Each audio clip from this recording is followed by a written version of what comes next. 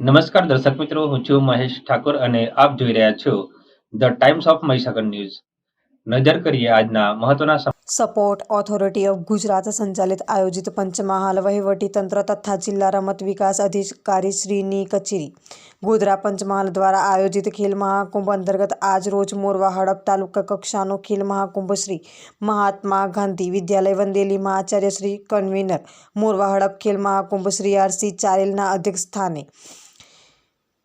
9U 11U 14U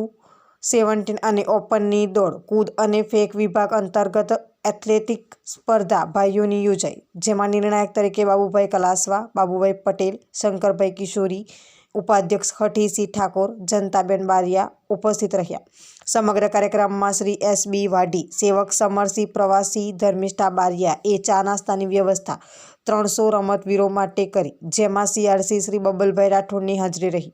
અને 10-1-2024 સુધી 19-1-2024 સુધીની તમામ ખોખો, કબડ્ડી, વોલીબોલ, રસ્સાખેંચ, યોગા, ચેસ, એથ્લેટિક જેમાં દોડ કૂદ ફેંક યોજાઈ,